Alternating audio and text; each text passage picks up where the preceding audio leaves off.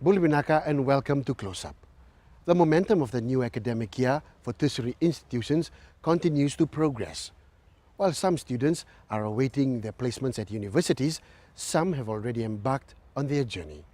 Tonight on Close Up, we take a look at another tertiary institution in the country, the University of Fiji, and speak to its newly appointed Vice-Chancellor, Professor Richard Cole, to find out what the university's plans are for 2014. Professor Cole, Bula Vinaka, and thank you for joining us this evening. Probably first up, if you can just give us a brief history of your work as an educator and coming here to Fiji. I understand you've just arrived a few days ago. Thank you, Matthew. Yeah, I come from a small mining town in New Zealand, and I think as a result of those experiences, came to realise how important education was. When I was appointed professor at Waikato University, my previous institution, we had to give a public lecture, and I related my journey in education to my origins. And I remember going down to the mines and thinking, boy, I don't want to work in a mine. And then from that stimulated my interest in education. So from Greymouth, I went to Christchurch, which is the big smoke, the big city, and eventually did a PhD in chemistry at Canterbury University. And I worked for about 18 years in industry in a variety of industrial settings as a chemist. And then in 1990 I came to Fiji. And I worked first at USP in 1990 through to about 95 as a lecturer in chemistry in the School of Pure and Applied Sciences. And that was great, I enjoyed that, but then my contract came to an end and then I went back to New Zealand, and because I'd worked in industry and was a PhD in chemistry, then I joined a group at Waikato University that acted as the liaison between the university and the industrial sector. And during that time, and as a result of my experiences at USP, I became very interested in education. So I did a second doctorate in education and then provided educational leadership at Waikato. I was eventually Pro Vice-Chancellor Teaching and Learning, and that was a university-wide leadership role, which is looking to provide leadership and enhance quality of teaching and learning at Waikato. And then, as you mentioned, then I joined Unifiji last week as the Vice-Chancellor. You've just mentioned that you've worked in Fiji for a number of years. So what are the experiences you bring in your line of work to ensure you help raise the standards with this university in the time you'll be spending here? I think two things. One is my general education background and my experience in quality assurance at Waikato, and the other is my knowledge and understanding of Fiji. My Fiji experiences gave me insights that I think somebody coming from outside might not normally have. And I think that, coupled with my expertise and experience in quality assurance as a result of my senior management role at Waikato, means that the combination of those two things means I'm well suited to helping provide some leadership for Unifiji at what is, I believe, is a crucial phase of its development. If you can just probably talk to us more about the role that you have here, phasing gradually into the work that you are now going to undertake in the next this semester, in the coming year. Talk to us about the role and how many continuing students do you have, and how many are you anticipating to take in this year with your programs? The role is of Vice-Chancellor, and the role is essentially one of leadership and of management, and so that means providing academic leadership, helping the university develop its academic programs and ensure that those programs are high quality and meets the needs of the students and the employers. And the university here is a reasonably recent university, began in 2005 with a focus on some of the traditional areas like accountancy and business. And then over what's been a relatively short period of time, coming up towards 10 years, has developed quite a wide suite of programs. And we have programs such as the MBBS, we have right through to doctoral programs in education, and quite a wide spread of programs. As you imagine, the university, when it first begins, it takes some time to sort of establish itself and to grow student numbers. but the university I think has done a very credible job of doing that. And I think that's because it's providing education that's affordable and that is suited to students' circumstances and to employer needs. And so the programs it has now are quite widespread and that there's particular growth in some areas. And I think the challenge for us over the next few years is to consolidate, to have a look at what we've done so far and to relate that to the university's strategic plan and see how what we're doing has matched the plan. And with any strategic plan, it's always something you need to look at regularly and see if it needs updating, needs revision, because the environment, the circumstances in which you're operating can change. Sure. I'll just first mention that we do have a campus in Suva. The main campus is, quite rightly as you say, in Saweni, here between Lautoka and Nandi. And the origin of the university was very much to provide education for groups of students that might otherwise have struggled to go to university. And that might be for cultural reasons. Many families in Fiji not necessarily that happy with the young ones going away to the big cities. I think they might get led astray perhaps.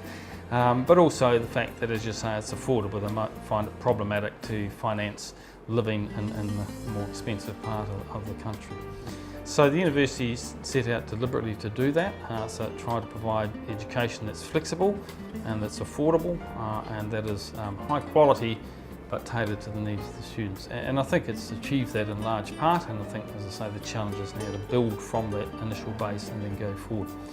And I think the best indicator of success is growth, and that if you look at the number of graduates, then that's gone from something like about 50 in the first graduating year, which is 2008, right through to 2013 when it's nearly 300.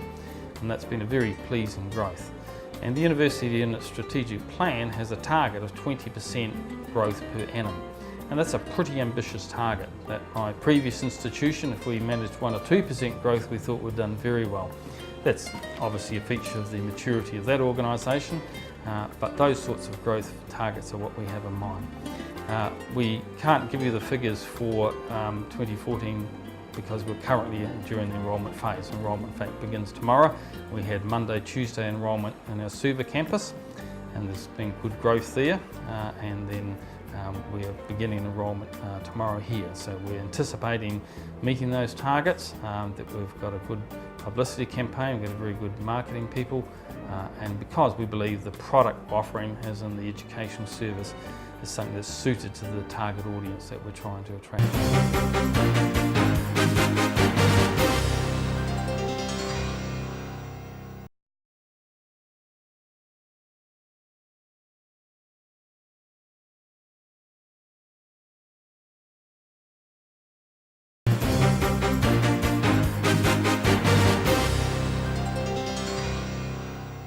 As you rightly state, 20% growth is an ambitious task, but this must be indicative of the quality of staff you have. Talk to us about the makeup of, lecturers that you have,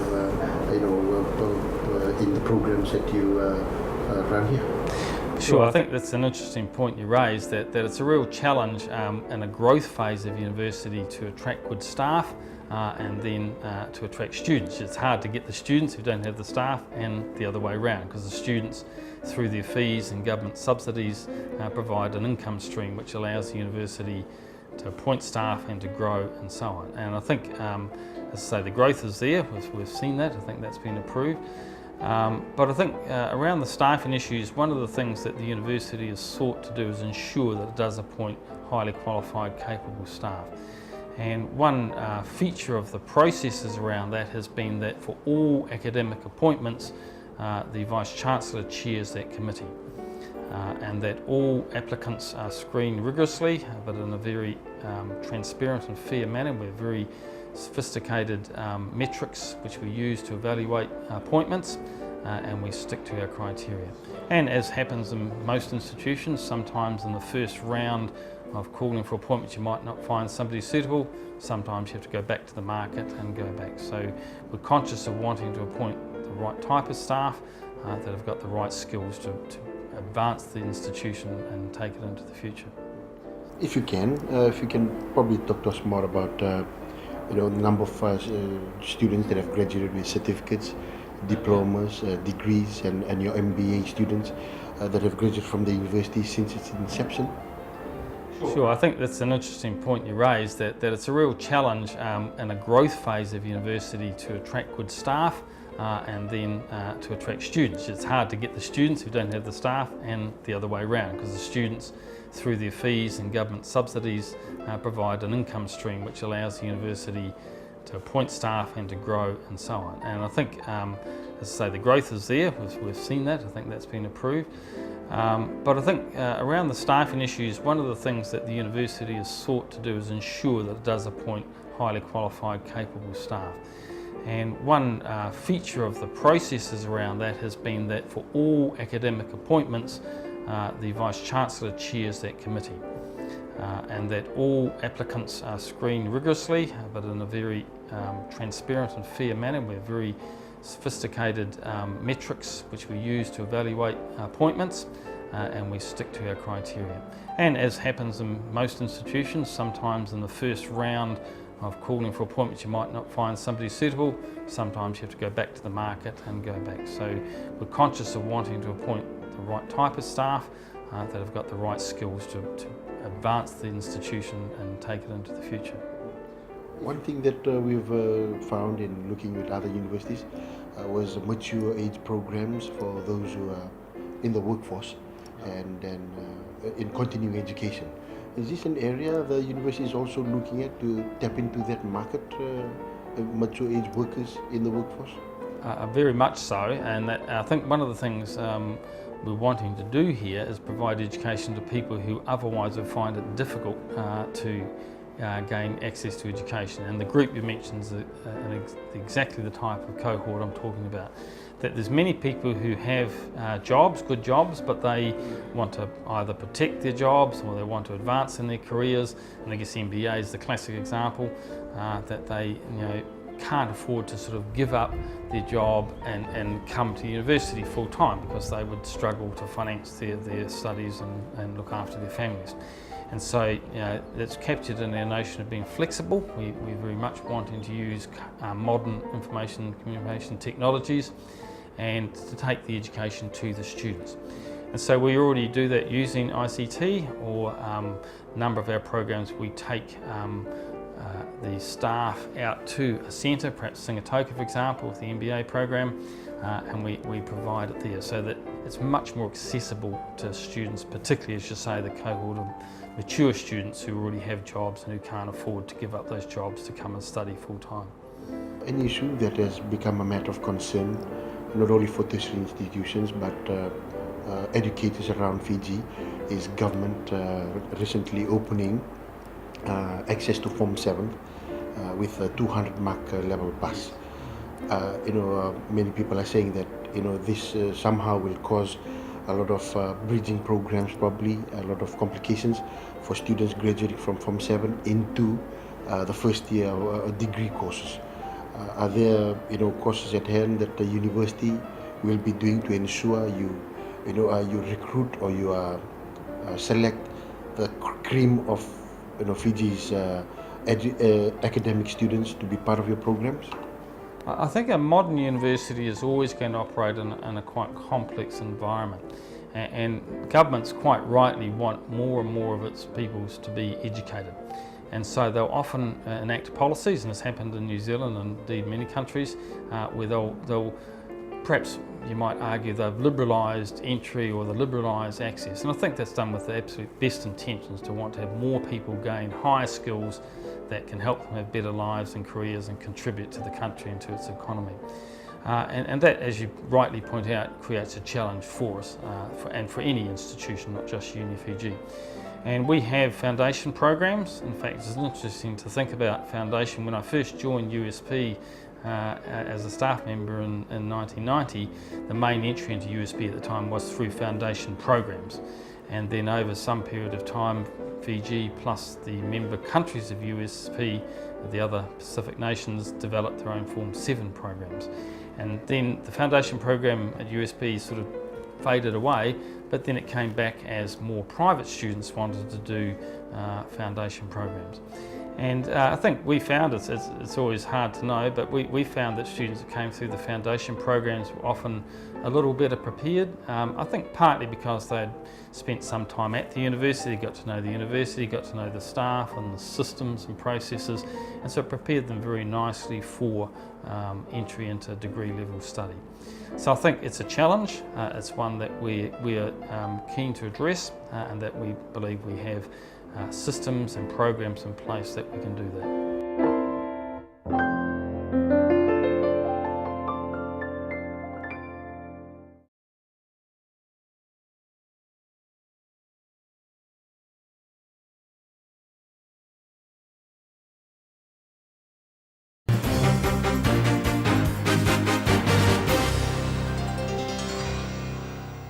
So you much talked about the School of Medicine as of this the only other one that is here in Fiji, apart from the renowned Fiji School of Medicine.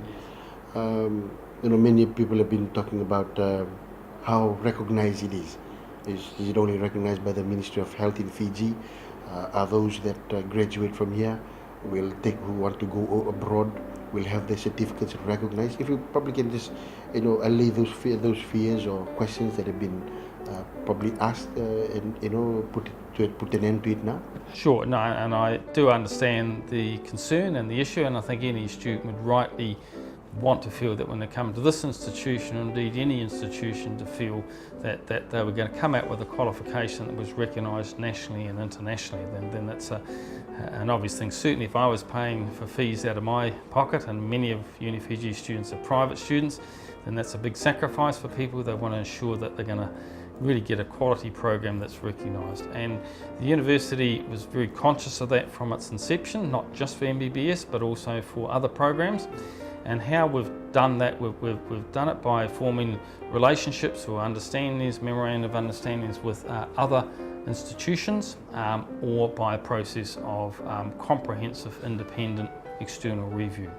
And the medical school here has gone through that process. It's had a number of comprehensive reviews where the provision of education, the MBBS program in particular, has been measured against global standards. And we had reports in 2009, 2011 from independent authorities who are very complimentary about the program and have indicated that the university is tracking very well in its accreditation process and in its process of ensuring global standards are being met. There's just been a report finished just late last year. I've not yet seen that report, but my understanding is that indicates again that we're doing very well. The graduates from the program have all been employed, which is good, and I think these rigorous external reviews measuring the quality of the programs versus global standards can provide the confidence that the students of Fiji are looking for. We're talking about investment growth in the campus here in Lautoka and the other one in Suva. Are there plans afoot to grow the university? Yes, so one thing I'd like to do over the next 6 to 12 months is look at the programs we have, and not just for viability but just to measure what our intentions were against our strategic plan. And I mentioned to my senior management team when I met late last week that I'm very big on using data to support future strategic direction and plans. And so I'm doing a comprehensive review of the programs to see where we're going, see the tracking in the right direction, that we're providing a quality, cost-effective education. And it's from that sort of data that we can then plot our future direction. Having said that, the university was operating before I came here, and so it already has some plans for expansion of programs, and I mentioned earlier for the expansion of the Suva campus. So the University Council recently supported the growth of a Suva campus, and that's come from that growth in the programs. Then when you first start a university or start a program, then you have projections and plans for what growth you'd like to see, but then you need to see, was that been achieved? If it is, then you can see that the growth is there, and so we can invest in that. And that's exactly what's happened in the Suva campus. It began purely as a campus for the law school, but then the education areas developed as well, and so we've now reached the point where to continue to provide quality education for our students in the Suva campus, we need to expand the campus. So that's certainly one of the university's major investments in the immediate future. There's new programs being introduced all the time, and we have a rigorous process of evaluating programs that we think will be useful to the students and desired by employers. And as an example, the Master of Laws program has been launched. The other thing I think is very pleasing is that we have a number of programs, I mentioned in the statistics before, that we have a lot of postgraduate programs, and that relates to your target audience you mentioned for people who are in full-time employment and mature people. And so we have more growth in postgraduate area, PhD in accounting. We have what looks to be a very successful Doctor of Education program, and these are the sorts of areas that we want to consolidate and then move forward from that. But as I mentioned, these are the sort of program growth and new developments that I inherited, and that's fine, I'm happy with that, but I want to have a look with my senior management team and look for future areas of investment as well. Because I think it's important that the university is responsive, and that's one of the advantages of a small institution. When I've worked for very big institutions in the past, sometimes the size of the organisation, the bureaucracy involved in getting processes approved and programs approved can get in the way of flexibility and responsiveness. And so I think that's a real advantage the uni has, is able to respond very promptly to changes in the environment, changes in demand, changes in interest from students or employers.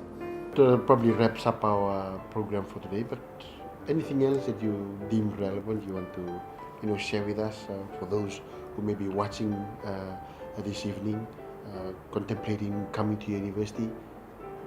What's your advice to them?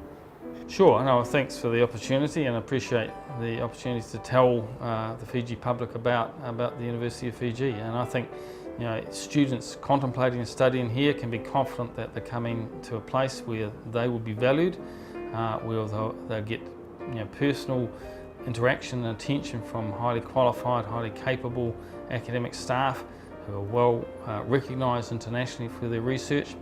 And that we're in a position where we can provide something different from the other institutions. I don't believe in competition. The universities in New Zealand went through a very destructive phase of competition, which was driven by the government of the time having a different view about how education should be provided. So I think Fiji is an interesting place to study and to work, and I think there's 3 very good universities here, and I think they all can collaborate and all can provide a variety of programs and degrees and postgraduate study that's suited to a wide variety of students. And the thing that strikes me from my experiences living in Fiji in the past and from my time here now is how varied the Fiji populace is, how varied they are in terms of their needs and their capabilities and their resources. And I think it's really important that Fiji has a very comprehensive tertiary education sector that can provide for all of those needs, at the same time making sure that the quality outcomes are there, so when they graduate the students get good jobs, whether they choose to stay in Fiji or look elsewhere. And I think the 3 institutions working together are very much in a position to provide that, and I think Fiji is very well served with higher education. I think it's a wonderful compliment to the government and to the institutions that have developed these programs and really strived with passionate staff to ensure that the Fiji public is served well in the higher education area. Thank you very much. Thank you. That's all the time we have for tonight. For questions or comments, you can email us on closeup@fijitv.com.fj, or you can follow us on Facebook and view tonight's show. Thank you for joining us.